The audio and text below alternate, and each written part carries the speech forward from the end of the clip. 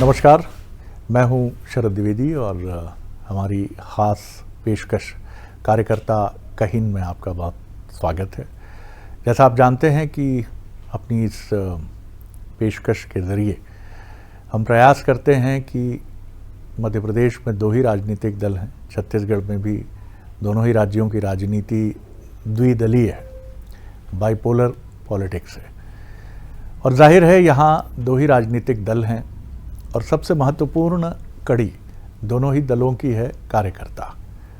कार्यकर्ता किसी भी पार्टी की धुरी है। कार्यकर्ता आगे बढ़ता जाता है, बड़े पदों पर आता है, दायित्व निभाता है और कई बार वो सिर्फ धुरी बनकर रहना ही पसंद करता है या कई बार उसकी विवशता होती है कि उसको एक धुरी मानकर ही पार्टी में छोड़ भी दिया जाता है।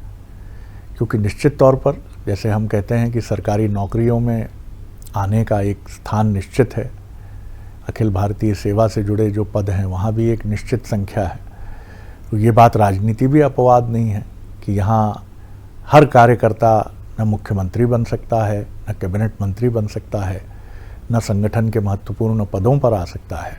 लेकिन जैसे आईपीएल या भारतीय क्रिकेट टीम के लिए लाखों युवा सपने लेकर आते हैं, सिनेमा में अपना करियर ढूंढने के लिए लाखों करोड़ों युवा सपने देखते हैं, ऐसे ही पार्टी, किसी भी पार्टी का एक कार्यकर्ता है, जब उस पार्टी से जुड़ता है तो उसका सपना भी यही होता है कि वो शिखर तक पहुँचे। आज इस कार्यक्रम में हमारे साथ जो कांग्रेस के युवा नेता हैं वो वर्सेटाइल प्रतिभा के धनी हैं, बिजनेस बैकग्राउंड से हैं, पढ़ाई भी उन्होंने की है और बोलने का भी उनका एक अपना बहुत स्पष्ट और बिना घुमावदार पेंचदार लहजा और तरीक़ा है, जो राजनीति में, माफ़ कीजिएगा मुझे कहने में संकोच नहीं, कि कम नज़र आता है। ये तो कई बार रिटॉरिक एक ही बात दोहराते हुए ही हमें राजनेता या कार्यकर्ता दिखते हैं।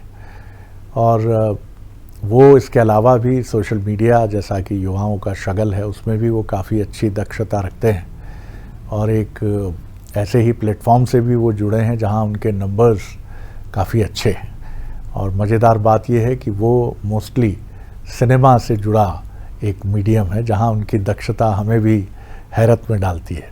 तो मुलाकात करिए, मेरे साथ है कांग्रेस के युवा नेता कार्यकर्ता अवनीश बुंदेला जी। बहुत स्वागत करता हूँ अवनीश जी। अवनीश, थोड़ा सा अपनी पृष्ठभूमि के बारे में बताइए कि बुंदेलखंड से तो आप हैं, पिताजी सरकारी ओहदेदार थे, एक अच्छे पद पर रहे और काफ़ी अच्छी परवरिश हुई आपकी और वहाँ से सफ़र आपका शुरू हुआ, पढ़ाई लिखाई भी, मेरे ख्याल से बीबीए किया आपने? एमबीए किया आपने। और उसके पहले क्या किया ग्रेजुएशन लेवल पर आपने? सर मैंने बीबीए किया, फिर एमबीए किया इंदौर डीएवीवी यूनिवर्सिटी से। हाँ, वाह। तो कहाँ से ये बात मन में आई, क्योंकि जब पिताजी राजनीति से कोई सरोकार नहीं था, तो थोड़ा सा अपनी पृष्ठभूमि के साथ बताइए कि राजनीति में आने का मन कैसे बना? सर मन तो बचपन से था। मैंने एनएसयूआई के लिए थोड़ा सा काम किया शुरुआती दौर में, कॉलेज के शुरुआती दौर। कब की बात होगी ये? सर 92-93 में मैं एनएसयूआई से जुड़ा शुरुआती दौर में। फिर जब मैं कॉलेज में, जब ट्वेल्थ पास करके कॉलेज में आया तो मेरा एनएसयूआई में इंटरेस्ट रहा, लेकिन घर परिवार का दबाव था क्योंकि हमारे यहाँ तो कोई राजनीति, रिश्तेदार तमाम राजनीति में थे, लेकिन मेरे फादर तो सरकारी ऑफिसर थे, म्युनिसिपल कमिश्नर थे, सीएमओ रहे नगर पालिका में। तो सर मेरे लिए संभव नहीं था ये राजनीति में। उनका दबाव था कि पढ़ लिख के नौकरी करो। तो सर उन्होंने पढ़ाई के लिए मुझे इंदौर भेजा। उस समय सर ये मैनेजमेंट के कोर्सेज काफ़ी चल रहे थे, तो मैं गया तो सर बीकॉम करने था, लेकिन किसी ने कहा कि ये कर लोगे तो नौकरी जल्दी मिल जाएगी। अब सर देखिए, पिताजी नौकरी वाले, तो मेरे मन में भी रहा कि भाई नौकरी तो करना है। तो सर फिर मैंने बीबीए कर लिया, बीबीए के बाद फिर एमबीए किया। उसके बाद लेकिन मन में हमेशा रहा, जैसे इंदौर में भी कई दोस्त थे, तो मैं कभी कभी, उस समय कांग्रेस की सरकार थी दिग्विजय सिंह जी की, ये कहें कि सर स्वर्णिम दौर था कांग्रेस का। सेकंड उनका दौर था 98 वाला या 93 वाला? सर जब मैं गया वहाँ पे सेकंड टेन्योर था दिग्विजय सिंह जी का, जब मैं कॉलेज में आया था तो 97 में। तो वो देखा हमने दौर, जब दिग्विजय सिंह जी दोबारा मुख्यमंत्री बने, इंदौर राजवाड़े पे वो दौर देखा हमने। आज हम इमेजिन करते हैं कि कहाँ वो दौर गया, बड़ा मुश्किल था सर। और जब लेकिन हाँ, जब मैं ग्रेजुएट हुआ, कॉलेज से निकला, तो सर उसके बाद निरंतर 2002 के बाद 3 के बाद देखें हम, निरंतर मैंने बीजेपी की सरकार देखी। तो सर ये है, उसके बाद फिर मैंने जॉब भी स्टार्ट किया। आप समझ लें मैं मल्टीनेशनल कंपनियों में रहा, मैंने फार्मा कंपनियों में जॉब किया, मैंने निकोलस में किया, वोकार्ड में किया, HDFC स्टैंडर्ड लाइफ में जॉब किया, और प्रॉक्टर एंड गैम्बल मेरा P&G में सर। तो सर मैं ये सब करता रहा, और ये करीब मेरा, अच्छा सर घर में बड़ा था, पीढ़ी में बड़ा था, तो दादी का बड़ा दबाव था कि भैया बड़ा लड़का है तो शादी करो। तो सर आप समझ लें 24.5 साल में मेरी शादी हो गई। जी। लेकिन मैं मानता हूँ सर कि वो ठीक है। आज जैसे मैं जिस एज में हूँ 46 से 47 के, तो मेरे बच्चे, अब मेरी बेटी कॉलेज में है, तो सर मैं समझता हूँ कि जल्दी आप निजी जिम्मेदारियों का निर्वहन भी कर लेंगे। उस समय लग रहा था कि कहाँ इतनी जल्दी शादी कर ली, लेकिन सर ठीक है, मुझे लगता है कि वो ठीक भी रहता है। जो पुरानी जो अपनी परंपराएं हैं वो थोड़ी ठीक भी रहती हैं, क्योंकि आप थोड़ा सा परिवार के नज़दीक भी रहते हैं, और आप अपने बच्चों का बचपन भी देख पाते हैं, और जिम्मेदारी से जल्दी आप ये कहें कि अपना निर्वहन भी कर सकते हैं। लेकिन सर फिर क्या हुआ, नौकरी के दौरान भी सर मेरे मन में हमेशा राजनीति का, आप इसको कह सकते हैं, शब्द होता है सर कीड़ा। मैं शब्द अच्छा नहीं बिल्कुल है, ठीक है, लेकिन सर नहीं कीड़ा ही हमेशा रहा था। हाँ, एक्टिंग का कीड़ा, हाँ, पत्रकारिता का कीड़ा। सर एक्टिंग का था थोड़ा सा, तो कॉलेज टाइम में सर अच्छा नाटक वगैरह भी किया? नहीं सर, मॉडलिंग वगैरह में सर थोड़ा इंटरेस्ट रहा। माशाल्लाह, पर्सनैलिटी तो सर वो उस समय कोई जीन्स लॉन्च हुई थी लॉमैन की। हाँ, लॉमैन बड़ी चलती थी। हाँ। तो सर उस समय इंदौर में उसके लिए रैंप वॉक के लिए कुछ लड़के सिलेक्ट किया, लड़के लड़की, तो उसमें सर मैंने रैंप पे वॉक भी किया था। सयाजी होटल में उस समय हुआ था सर। तो और वॉक करने में कहा था कि भाई तुमको 1,000 रुपये मिलेंगे सर। लेकिन सर फिर वो पैसे तो नहीं देगा। अरे उनने कहा जो लेके गया, अरे बोले इतना बढ़िया तुम्हारे फोटो वोटो खिंच गए। एक सर उस समय कोई फिल्म की हीरोइन थी, उससे मुलाकात करवा दी। बोले और क्या चाहिए, बोले पैसे। मैंने कहा ठीक है। और जो जीन्स आपने पहनी थी वो गिफ्ट किया आपको, नहीं की? सर जीन्स तो सर वो जो पहनी थी बाद में सर वापस ले ली। अच्छा। वो सब ऐसा था सर। तो ये एक अनुभव रहा सर। और उसके बाद फिर मैंने जॉब स्टार्ट किया, तो लेकिन हाँ मन में रहा यार कि राजनीति में जाना चाहिए, देश के लिए कुछ करना चाहिए। क्योंकि सर क्या होता है, हर आदमी ये कहता है कि राजनीति में people does not come with choice, they came with by chance. मतलब एक्सीडेंटल आते हैं लोग। ऐसा कहना है कि जब आप कुछ नहीं कर सकते हैं तो आप राजनीति कर लो। तो सर राजनीति में जाना चाहता था, लेकिन सर समस्या क्या थी, परिवार बढ़ गया। हम लोगों के लिए भी यही कहा जाता है, कुछ नहीं हो तो जर्नलिस्ट हो जाओ। हाँ। तो सर फिर लेकिन मैंने एक प्लानिंग किया था। 2008 में मैं भोपाल आया, प्लानिंग के साथ आया कि अब यार मैं यहाँ रहूँगा और यहाँ बिजनेस स्टैब्लिश करूँगा, और फिर धीरे से नौकरी छोड़ूंगा, क्योंकि मंथली खर्चा भी चलाना है। ठीक है, घर परिवार से आप ठीक हैं, लेकिन फिर भी जिम्मेदारी तो जिम्मेदारी है। तो सर फिर मैंने किसी तरह से 2012 में नौकरी से नमस्ते कर लिया। जो जॉब थी, मैं उस समय निकोलस में था, मैं रीजनल सेल्स मैनेजर था सर। फिर मैंने कहा आप छोड़ देते हैं, और फिर मैंने अपने रियल एस्टेट का काम स्टार्ट किया। भोपाल में किया, टीकमगढ़ में किया, थोड़ी बहुत सफलता मिलती रही, और ना ठीक ठाक हो गया। और फिर धीरे धीरे सर मैंने प्रदेश कांग्रेस कार्यालय भी जाना शुरू किया। शुरुआत में सर मैं कंफ्यूज था। मैं जब जहाँ भोपाल में जहाँ रहता था, तो मेरी एक दो बार उमाशंकर गुप्ता जी से मुलाकात हुई, तो मैं उनसे बड़ा प्रभावित हुआ। लेकिन सर एक जो विचारधारा थी सर, विचारधारा आपके मन में, क्योंकि आसपास पूरे रिश्तेदार जो थे हम देखते थे टीकमगढ़। जब आप मिले उमाशंकर गुप्ता जी, पूर्व कैबिनेट मंत्री, पूर्व गृह मंत्री थे वो। हाँ, तो कभी मन में विचार नहीं आया, क्योंकि 2003 से तो सरकार बीजेपी की है, कि कुछ थोड़ा सा पाला बदले? सर वो आया एक्चुअल में। और मैं एक्चुअल में जिस सोसाइटी में मैं रहता था, जहाँ मेरा फ्लैट था, मैं उसका सेक्रेटरी था। तो गुप्ता जी वहाँ के विधायक थे, तो अक्सर आना उनका होता था, तो मैं 2-3 बार उनसे मिला। तो सर मैं कुछ दिन कंफ्यूज भी रहा कि मैं यहाँ रहूँ या वहाँ रहूँ। सर लेकिन मैंने भारतीय जनता पार्टी का जो स्ट्रक्चर देखा, सर भारतीय जनता पार्टी में मान रहा हूँ आज बहुत बड़ी पार्टी है, हमसे तो बहुत आगे हैं वो सर। लेकिन मैंने देखा कि वहाँ कई सारे कार्यकर्ता जो नेता थे, मतलब सर वो आज भी उनका संघर्ष है। 55-60 साल के हो गए सर, उनको कहीं कोई जिम्मेदारी बड़ी मिल नहीं पाई। एक सर ज़्यादा भीड़ हो जाती है तो एक समस्या पैदा होती है। ये भी सर मैं इससे ये नहीं कर रहा हूँ उनकी कहीं भी उनके आपके यहाँ का सिस्टम अलग है सर। हमारे यहाँ का ये है कि देखिए सर, अगर आपकी कहीं जैसे आप ठीक ठाक आपकी जान पहचान है, और अगर आप टैलेंट दिखाने का सर मौका मैं मानता हूँ कांग्रेस में ज़्यादा मिलता है। जैसे सर मैं आपको बताऊं, क्या दलील देंगे इसके पीछे सर? जैसे आप देखें टैलेंट हंट जो था कांग्रेस के लिए, जब हमने टैलेंट हंट स्टार्ट किया, जैसे मैं भी टैलेंट हंट से आया, मेरा सिलेक्शन रणदीप सुरजेवाला जी ने किया। कब की बात है ये सर बात है 2017 एंड की, अच्छा, चुनाव के पहले की। 18 के चुनाव के एक साल पहले। हाँ, एक साल पहले की सुरजेवाला जी ने, प्रियंका चतुर्वेदी जी ने, ये राहुल जी का एक वो नया वो था, उससे पूरे देश में उनने इस तरह का करवाया, कई अच्छे लोग निकल कर आए। मैं भी सर वहीं से आया। हालांकि मैं उसके पहले दिग्विजय सिंह जी, अरुण यादव जी, अजय सिंह जी, इन सबसे मिलता रहता था। थोड़ा बहुत सर क्या होता है कि आप ही समझ लें सर कि थोड़ा क्षत्रिय समाज का होने के नाते सर थोड़ा फायदा हो जाता है कि आप कई रिश्तेदार लोग उनके यहाँ जुड़े तो अपन गए, वो भी फायदा हो जाता है। सत्यव्रत चतुर्वेदी जी से मैं बड़ा प्रभावित था, उनसे भी मैं मिलता रहता था कुछ कारण, बड़े स्कॉलर पॉलिटिशियन। जी जी, तो उनसे भी सर मैं मिलता रहता था। लेकिन मुझे फिर एक चांस दिखा कि यार अगर अपन प्रवक्ता बन जाते हैं तो वो मेरा बड़ा चार्म था कि मैं इस मीडिया लाइन में जाऊँ। फिर से उसी समय ये टैलेंट हंट स्टार्ट हुआ, तो सर मुझे उसमें मौका मिला। सुरजेवाला जी ने सिलेक्शन किया, प्रियंका चतुर्वेदी जी ने काफ़ी अप्रिशिएट किया, बोले नहीं आप, थोड़ा उनने टिप्स भी दिए, तो सर ठीक रहा। उसके बाद 2018 का चुनाव आया और सर सरकार बन गई। 15-16 महीने की सरकार बन गई। तो सर उस दौरान फिर कई लोगों ने कहा, हम लोग कहते थे, जैसे कुछ पुराने प्रवक्ता भी थे कांग्रेस कार्यालय में, आपके कदम शुभ रहे कांग्रेस के लिए। देखिए हमारे आने से सरकार बन गई, है ना। तो ये सब हो गया सर। फिर ये मुझे ऐसा लगता है सर, कांग्रेस अगर मैं बीजेपी में रहता शायद, जैसे आज भी मेरे कई साथी बीजेपी में हैं, जैसे मैं चूनाभट्टी क्षेत्र में रहता था, कई साथी आज भी सर उनका संघर्ष चल रहा है।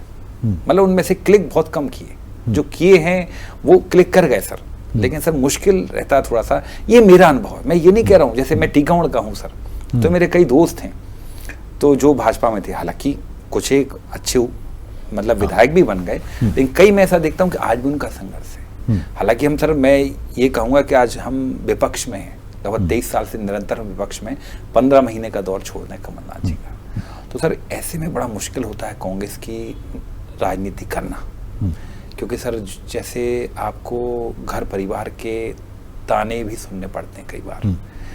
बच्चे पूछते हैं कि पापा, वाइफ भी पूछती है कि भाई आपकी सरकार कब आएगी, कब तक हम विपक्ष में रहेंगे। सर उनका जितना संघर्ष हमारा है उसमें सर ये आप समझ लें कि बच्चों का संघर्ष भी, परिवार का संघर्ष भी रहता है सर। अच्छा, फिर प्लस कभी बच्चों ने ये सवाल किया कि अपनी जेब से ही पैसा लगा के ये तो सर राजनीति कब तक करेंगे पापा आप? कई बार सर घर पे झूठ भी बोलना पड़ता है कि नहीं बेटा वहाँ गए हैं तो अपनी जेब से कोई पैसा खर्च नहीं हुआ है, ये कहना पड़ता है। क्या करोगे सर आप अगर आप हालांकि ये है कि कई जगह, जैसे अब मैं कहूँगा कि मेरे बच्चे इस बात को मानने लगे हैं, उनको ठीक भी लगता है। जैसे अब जैसे मेरी बेटी कॉलेज में है, तो जैसे कई जगह वो बताती है कि मेरे फादर रहते हैं। अच्छा, फिर वो सर आजकल इंटरनेट, सोशल मीडिया इतना है, तो खटाक से गूगल करते हैं कई लोग। अच्छा, जो जानते हैं तो बड़े अच्छे से, अच्छा बेटा उनकी बेटी हो, और जो नहीं जानते तो गूगल करते, अगले दिन कहते अरे यार मैंने देखा तेरे फादर को, वो तो वहाँ बढ़िया है। तो अब थोड़ा बच्चों को भी अच्छा लगने लगा है। हाँ, तो ये सर ये कह ले कि ये थोड़ी सी कमाई है। मतलब एक पत्नी के मन में कभी नहीं, पत्नी पूरा साथ देती सर, पत्नी को इस मामले में वो पूरा साथ देती है। और जैसे उनका एक पक्ष अलग रहता है, कई बार घर पे भी बहस होती है कि ईश्वर के विषय में, धर्म के विषय में कोई बहस नहीं होनी चाहिए। मेरी पत्नी का एक कहना है, बोले ईश्वर है, बोले कुछ भी हो, आपकी राजनीति, आपकी कांग्रेस एक तरफ है, बोले बीजेपी एक तरफ, लेकिन हाँ जो धर्म है उसके विषय में बोले हमें कोई डिबेट नहीं चाहिए। अगर जो ये लिखा है कि ये पूजा ऐसी होगी तो ये पूजा ऐसी होगी, तो सर वो भी भावना है सर, ये बताता है कि ये भावना से मेरी पत्नी की नहीं है, ये भावना जो है, ठीक बात है, एक समाज की भावना है। तो मैं समझता हूँ अगर हम राजनीति में हैं तो समाज की अगर हम भावनाओं का जब तक सम्मान नहीं करेंगे तो आपका एक्सेप्टेंस नहीं आएगा। एक सवाल जो और मन में आता है, बड़ा दिलचस्प सवाल है कि जैसे हम लोग छोटे थे तो कई बार मम्मी पापा के बीच में अगर कोई तनाव का मुद्दा आ गया और थोड़ा अबोलापन हो गया, मम्मी पापा से नाराज़ हो गई, पिताजी माताजी से नाराज़ हो गए, तो हम लोग बड़ी अजीब सी सिचुएशन में फंस जाते थे। हम चाहते थे जल्दी बात करें, वही हेल्दी एटमॉस्फेयर फिर वापस लौटे, बच्चों की जैसी फीलिंग होती। आपके यहाँ एक चीज़ हमेशा कही जाती है कि कांग्रेस में कोई कमी नहीं है, सिवाय वो मम्मी पापा जैसी एक क्वेरल जो लाई एक बड़े नेताओं की, सो कॉल्ड, मैं नहीं जानता कितनी उसमें सच, लेकिन ये हमेशा मीडिया का बड़ा प्रिय विषय रहता है। एक दिन पहले जो बात हुई, आप ही की पार्टी के एक सीनियर लीडर कहने लगे कि हमारा कोई भी छोटा सा विषय होगा, दिग्विजय सिंह कुछ कह देंगे जीतू पटवारी जी के लिए कि भैया सबसे ज़्यादा आपकी चलती है, तो आप लोग उसको कभी सकारात्मक संदर्भ में नहीं लेते। तो कभी आपके मन में ये दुविधा आई कि बीजेपी में बड़े बड़े इशू होते हैं, ऐसा नहीं आपसे ज़्यादा भी हो सकता है, लेकिन वो बड़ी आसानी से सेटल हो जाते हैं या बहुत प्रेशर से सेटल हो जाते हैं। आपके यहाँ क्या ये कुछ आज़ादी ज़्यादा है या प्रॉब्लम ज़्यादा है? सर इसको आप कह सकते हैं कि हाँ, कांग्रेस में बोलने की आज़ादी ज़्यादा है और इसका कई जगह सर नुकसान भी हो जाता है। लेकिन सर मैं ऐसा मानता हूँ कांग्रेस की यूएसपी है, ये ताकत है। जैसे मैं एक उदाहरण देता हूँ, कल परसों का उदाहरण देता हूँ। दिग्विजय सिंह जी ने कहा जीतू पटवारी जी से कि आप केसी वेणुगोपाल के काफ़ी नज़दीक हैं। कई लोगों ने इसको नेगेटिव वे में लगाया जी। ये नेगेटिव नहीं है सर, ये कांग्रेस की आज़ादी है बोलने की। मतलब दिग्विजय सिंह जी ने कहा, लेकिन उसी शाम जीतू पटवारी जी दिग्विजय सिंह से जाके मिले, उन्होंने उसी मंच पे कहा कि मैं तो आपका चेला हूं। तो सर ये संवाद जो होता है ना सर, एक अच्छा हेल्दी संवाद सर आपको बीजेपी में देखने नहीं मिलेगा।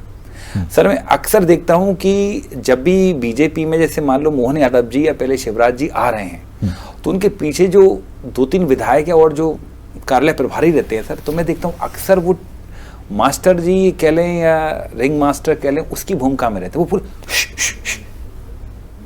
तो आप देखिएगा सर ये फर्क है उनके यहाँ का। लेकिन वो एक सफल मॉडल है फिर भी सर। देखिए वो सफल मॉडल इसलिए सर कि उनके पास नंबर्स हैं, और सर नंबर्स इसलिए सर आप भी जानते सर कि ये जो फ्री बीस वाला जो मॉडल लेकर आए ना सर, सबसे पहले इसका तो आपके पास भी तो है, 18 में आपने भी तो कर्जा माफ किया था। सर कर्जा माफ करना एक अलग विषय है सर, लेकिन ये आप कहो कि हम हर महीने आपको ये देंगे, चुनाव के पहले हम आपको, आपकी भी घोषणा थी सब भी देंगे सर, थी सर, लेकिन आप समझे हमने इम्प्लीमेंट नहीं कर पाए ना सर। हमने घोषणा की, इम्प्लीमेंट तो शिवराज जी ने कर दिया। मुझे लगता है मध्य प्रदेश पहला राज्य था सर जिसमें ये हुआ, और आप समझें सर कि वो उनका मॉडल इतना सफल हुआ सर। उसके बाद आप देखें आसाम में भी उन्होंने 40 लाख महिलाओं के खाते में पैसे डाल दिए, बिहार में भी ये किया, महाराष्ट्र में भी ये किया।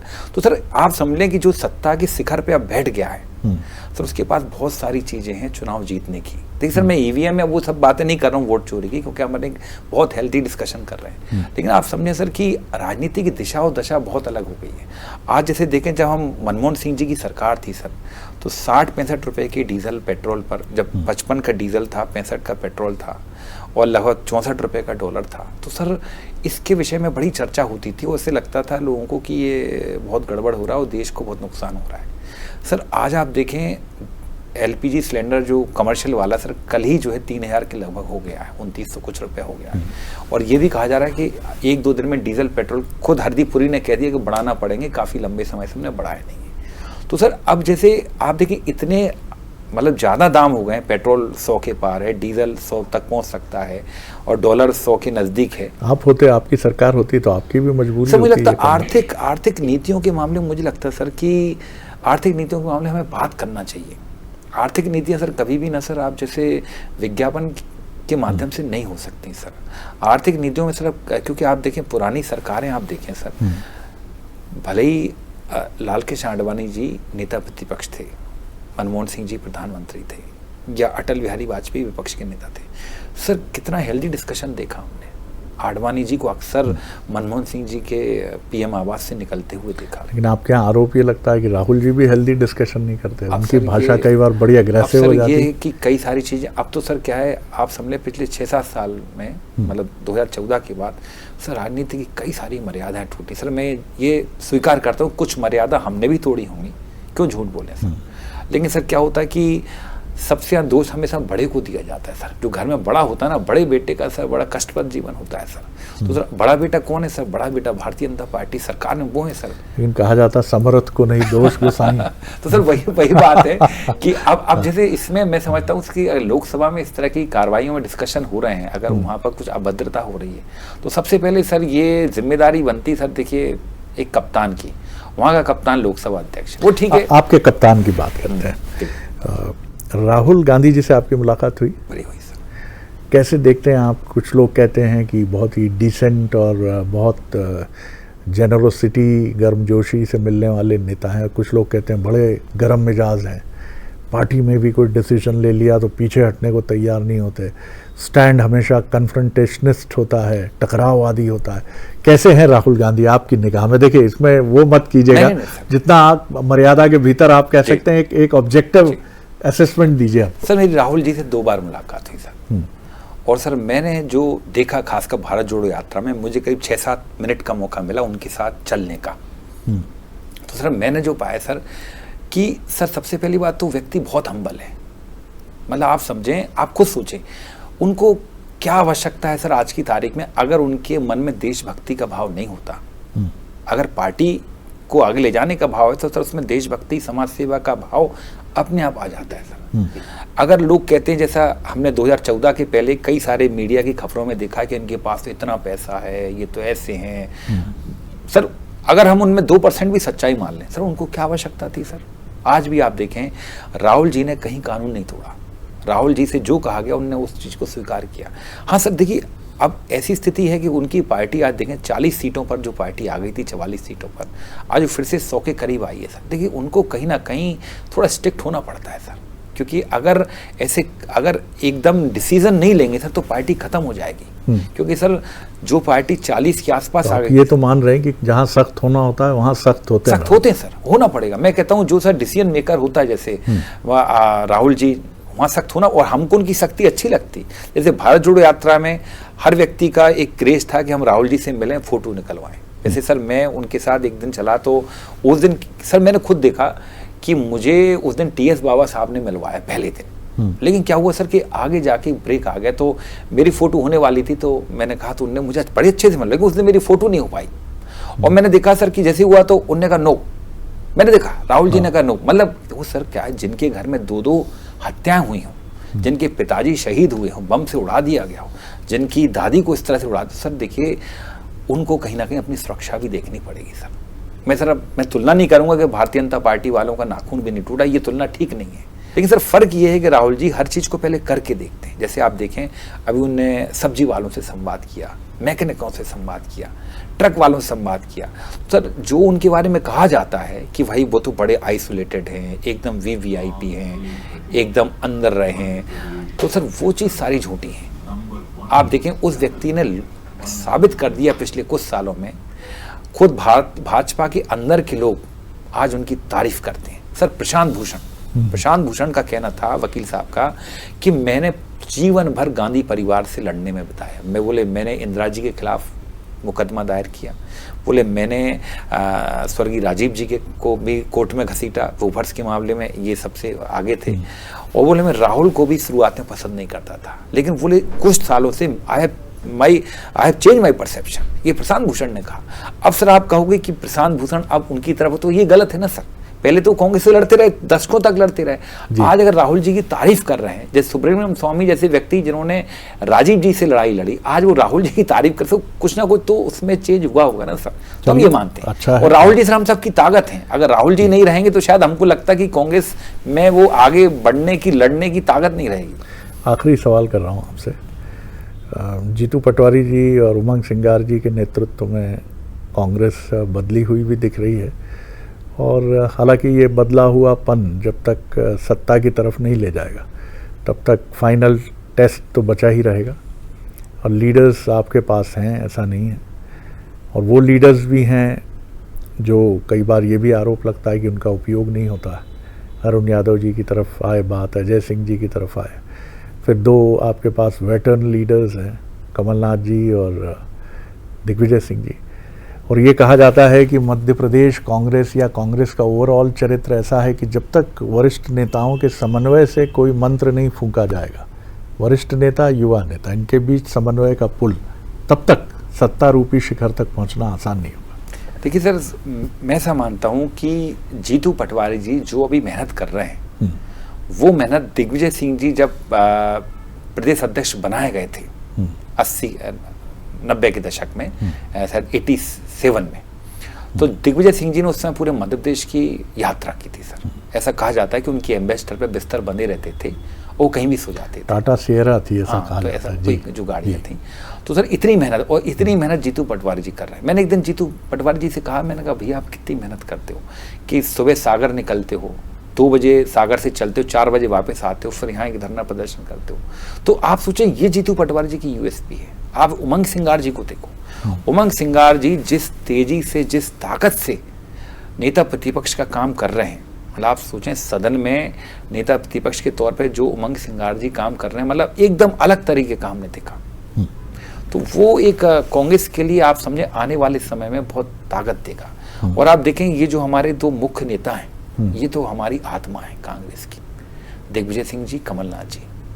ये मैं मानता हूँ, ये पटवारी जी, उमंग सिंगार भी यही मानते हैं। ये आत्मा है। देखिए, ये आप समझ लें कि ये दोनों नेता मानते हैं कि जीतू पटवारी जी भी मानते हैं और सिंगार जी भी मानते हैं कि बिना दिग्विजय सिंह जी, बिना कमलनाथ जी के हमारी मेहनत जो कहना अंजाम तक शायद नहीं पहुंच पाएगी। इसलिए हमेशा ये दोनों नेताओं, जो दोनों नेता इन दोनों नेताओं के संपर्क में थे, इनसे संवाद करते, तो ये भी भर भर के आशीर्वाद देते हैं दोनों को। ये सर कांग्रेस की ताकत है। और बाकी आप देखें, राहुल भैया, अजय सिंह जी, किसी ने नहीं कहा उनसे। आप देखें, निरंतर वो दौरे कर रहे, उनकी खुद की अपने अंदर की वो, क्योंकि वो कांग्रेस को मजबूत करना चाहते हैं। क्योंकि उनके पिताजी जो स्वर्गीय दाऊ साहब अर्जुन सिंह जी का, आप समझें, कांग्रेस पूरे मध्य प्रदेश में जो नेटवर्क है, राहुल भैया ने, मैं समझता हूँ, बहुत अच्छा काम किया कि जिससे आज वो पूरे संबंधों को दोबारा उस नेटवर्क को पुनर्जीवित कर रहे हैं। अंत में काम तो कांग्रेस के ही आएगा ना सर। और हमारे यहाँ तो जो कुछ हाईकमान कहेगा अंत में होना वही है, कोई विरोध नहीं करता। जो खड़गे साहब से, राहुल जी के यहाँ से आदेश आएगा वही होगा। तो ये मैं मानता हूँ कि ये दो नेता दौड़ने वाले हैं, जीतू पटवारी जी, उमंग सिंगार जी, साथ में अरुण यादव जी, राहुल भैया। मतलब ये कांग्रेस की, मैं समझ लो आज की तारीख में 2028 की तैयारी की पूरी ये धुरी है ये लोग। और इस धुरी में मैं कह सकता हूँ इनकी पूरी जो बैटरी, इनमें एनर्जी है, वो बैटरी, वो ऑपरेटेड करने वाली बैटरी है दिग्विजय सिंह जी, कमलनाथ जी। तो मैं मानता हूं ये सब मिलकर ही, मुझे उम्मीद है कि 2028 का जो समर है कहीं ना कहीं सर फतेह करेंगे। मन तो नहीं गड़बड़ाएगा 28 तक?